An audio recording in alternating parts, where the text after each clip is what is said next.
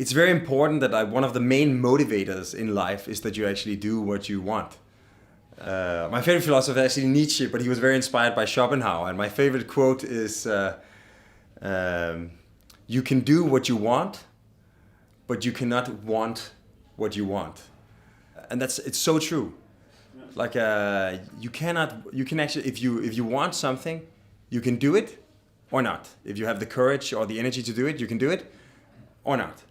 But you can never decide what it is you want, because either you want it or you don't.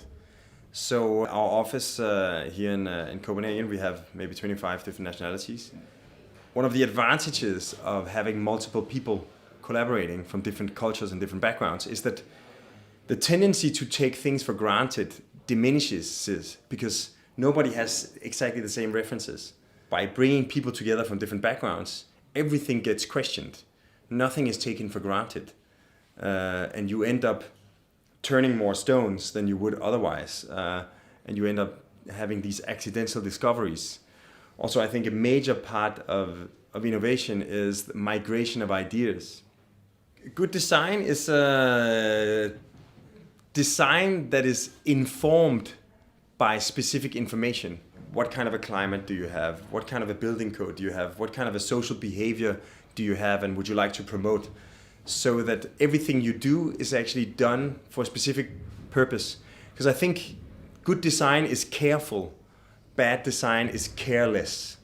And what we're interested in is trying to find ways of using contemporary engineering, technology, the capacity to model and simulate and calculate to respond to the local climate in ways that are not based on machinery, but based on the design of the building, so that a building in Dubai is going to look radically different from a building in Copenhagen. So we don't call it architecture without architects, because that would be putting us out of a job. But we call it engineering without engines. I think what's in a bizarre way unique about our work is that we actually do what we say. So that like each project somehow we start by diving into the specific situation. What's the city? What's the landscape? What's the climate? What do the neighbors look like? What has to happen here? Like we try to look at all these practicalities, and we also try to see what do people normally do? Like how would you normally build this kind of school? So in the end, you can say like our buildings end up looking different because they perform different. So I think the starting point is always to try to establish what are the key criteria, what is the most important question. And once you've identified the question, all you need to do is answer it. But you won't arrive at the right answer in the first go. So what you have to do is test and see how it actually works once you put the hypothesis into its consequence. Whenever we start a project, we will try to analyze what could be the key criteria in this specific situation. What's the most important issue? And then we try to make little design ideas that respond to those criteria.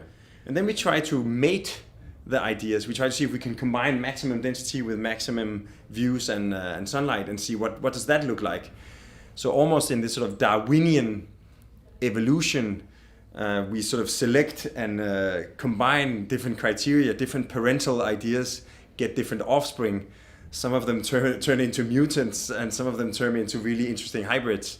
So it becomes like this sort of evolutionary process, but it's also a quite wasteful process. You have to examine and investigate and test all these ideas.